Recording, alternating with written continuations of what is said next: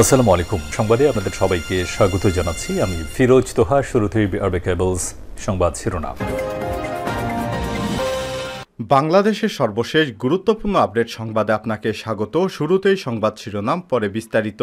শুরুতেই জানিয়ে দিব, দুবাইতে ৫৭ বাংলাদেশিকে মুক্ত করতে আইনজীবী নিয়োগ। বাংলাদেশে বৈষম্য বিরোধী ছাত্র আন্দোলনের সময় সংগঠিত হত্যার প্রতিবাদে দুবাইতে বিক্ষোভ করায় সংযুক্ত আরব আমিরাত ইইউতে বিভিন্ন মেয়াদে ৫৭ জন বাংলাদেশি শ্রমিককে কারাদণ্ড দিয়েছে ওই দেশ। তাদের মুক্তির জন্য আইনজীবীগুলোরা আফরিনকে নিয়োগ দিয়েছে সরকার। আজ মিশন চিফ মোহাম্মদ মিজানুর রহমান স্বাক্ষরিত এক নোটিশের মাধ্যমে এই সব তথ্য জানানো হয়েছে। এরপর জানিয়ে দিব, আন্দোলনে ভুক্তভোগীদের মামলা করার আহ্বান উপদেষ্টা আসিফের। জানিয়ে দিব, আওয়ামী লীগকে যে বার্তা দিলেন স্বরাষ্ট্র উপদেষ্টা। আওয়ামী লীগকে নতুন মুখ দিয়ে দল গোছাতে বললেন স্বরাষ্ট্র উপদেষ্টা ব্রিগেডিয়ার জেনারেল অবসরপ্রাপ্ত এম.এ. সাখাওয়াত হোসেন। স্বরাষ্ট্র মন্ত্রণালয় থেকে তাদের সাহায্য করা হবে বলেও জানিয়েছেন তিনি। এবারে জানিয়ে দিব, পদত্যাগ করতে হলো শিল্পকলার লিয়াকত আলী লাকিকেও। সংস্কৃতি কর্মীদের আন্দোলন এবং দুর্নীতির তীব্র অভিযোগ থাকার পরেও শিল্পকলার মহাপরিচালক পদ আঁকড়ে ধরে রেখেছিলেন লিয়াকত আলী লাকি, কিন্তু শেখ হাসিনার পতনের পর শেষ পর্যন্ত তাকে সেই পদ থেকে সরতে হলো। এদিকে পুলিশকে ফুল দিয়ে শুভেচ্ছা জানালো ছাত্রদল। গণ অভ্যুত্থান পরবর্তী পরিস্থিতিতে পুলিশকে ফুল দিয়ে শুভেচ্ছা এবং স্বাগত জানিয়েছে জাতীয়তাবাদী ছাত্রদল। এবং সর্বশেষ জানিয়ে দিব, ডিজিএফআইয়ের মহাপরিচালক সহ সেনাবাহিনীর ৩ পদে নতুন নিয়োগ।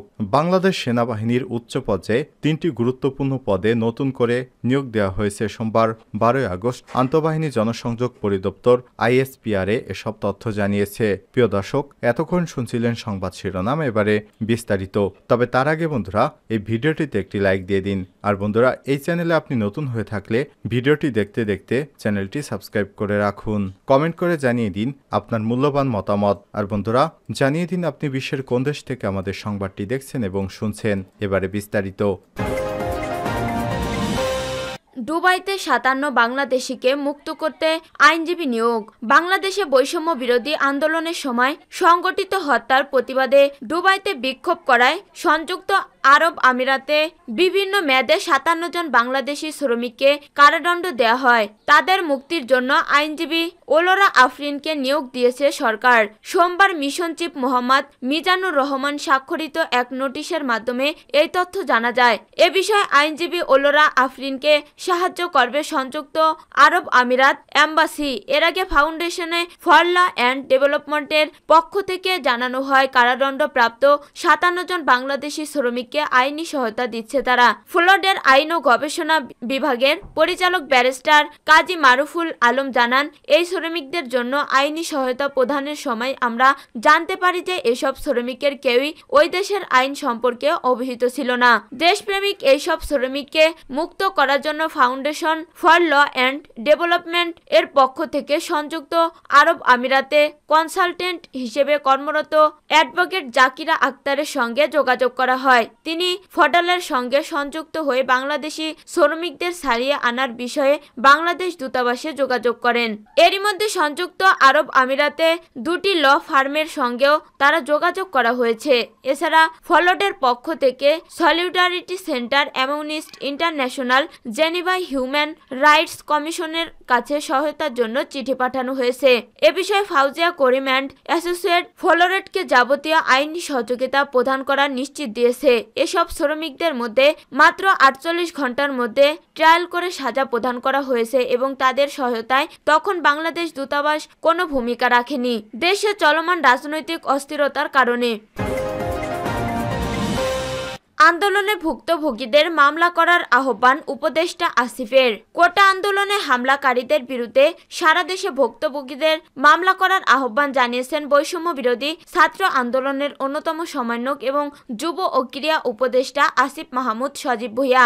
সোমবার 12 আগস্ট দুপুরে সামাজিক যোগাযোগ মাধ্যম ফেসবুকে পোস্ট দেন তিনি লেখেন, বিচারের আগে সন্ত্রাসীদের পুনর্বাসনের কোনো সুযোগ নেই। ছাত্র জনতার গণ অভ্যুত্থানের স্পিরিটের সঙ্গে সাংঘর্ষিক অবস্থান নেয়ার সুযোগ নেই। আন্দোলনে হামলাকারী, হত্যাকারী সবার বিরুদ্ধে সারা দেশের ভিকটিমদের মামলা করার আহ্বান জানাচ্ছি। বিচার নিশ্চিত করা হবে। আওয়ামী লীগকে যে বার্তা দিলেন স্বরাষ্ট্র উপদেষ্টা। আওয়ামী লীগকে নতুন করে দল গোছাতে বললেন স্বরাষ্ট্র উপদেষ্টা ব্রিগেডিয়ার জেনারেল অবসরপ্রাপ্ত এম সাখাওয়াত হোসেন। স্বরাষ্ট্র মন্ত্রণালয় থেকে তাদের সাহায্য করা হবে বলেও জানিয়েছেন তিনি। সোমবার দুপুরে সচিবালয়ে সনাতন ধর্মাবলম্বী নেতাদের সঙ্গে বৈঠকের পর সাংবাদিকদের একথা জানান উপদেষ্টা। তিনি বলেন, রাজনৈতিক দলগুলোর উদ্দেশ্যে বলছি, আপনারা আপনাদের এলাকায় এগুলো সংখ্যালঘুদের উপর সহিংসতা ঠিক করেন। আসন ভিত্তিক যদি আমরা হিসাব নিতে থাকি, আপনারা ভালো করে জানেন আমি নতুন লোক না।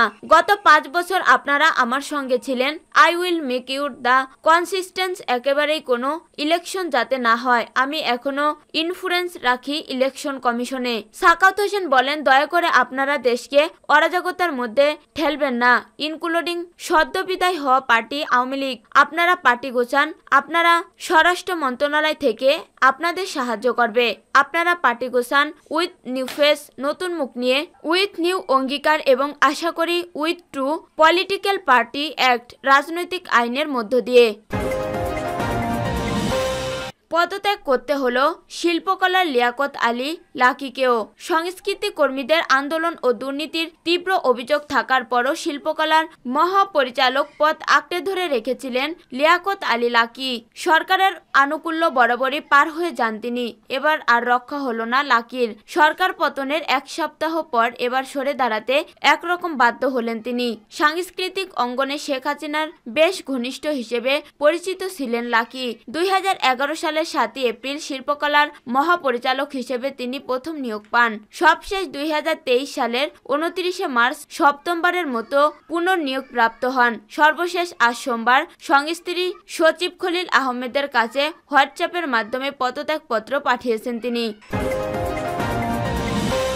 পুলিশকে ফুল দিয়ে শুভেচ্ছা জানালো ছাত্রদল। ছাত্র গণ অভ্যুত্থানের পরবর্তী পরিস্থিতিতে পুলিশকে ফুল দিয়ে শুভেচ্ছা ও স্বাগত জানিয়েছে জাতীয়তাবাদী দল ছাত্রদল। সোমবার 12 আগস্ট দুপুরে রাজধানীর শাহবাগ এলাকায় ছাত্রদলের পক্ষে সংগঠনের কেন্দ্রীয় যুগ্ম সাধারণ সম্পাদক ইব্রাহিম খলিল তাদের ফুল দিয়ে এই শুভেচ্ছা জানান।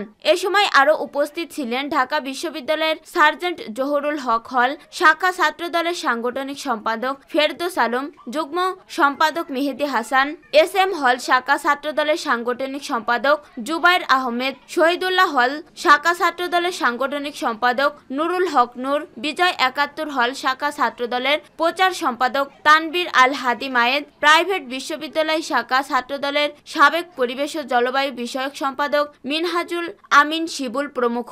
জানতে চাইলে ছাত্রদলের যুগ্ম সাধারণ সম্পাদক ইব্রাহিম খলিল কালবেলাকে বলেন, ছাত্র গণ অভ্যুত্থানের আওয়ামী লীগ সরকারের পতনের পর উদ্দিত পরিস্থিতিতে শান্তি শৃঙ্খলা বজায় রাখা এবং জনমতে স্বস্তি ও শান্তি ফেরাতে বিএনপির ভারপ্রাপ্ত চেয়ারম্যান তারেক রহমানের নির্দেশে জাতীয়তাবাদী ছাত্রদল নানামুখী সামাজিক কার্যক্রম শুরু করেছে। এর অংশ হিসেবে পুলিশ সদস্যদের ফুল দিয়ে শুভেচ্ছা ও স্বাগত জানানো হয়েছে। সারা দেশবাসীর সঙ্গে আমাদেরও প্রত্যাশা, পুলিশ বাহিনী হবে জনগণের বাহিনী।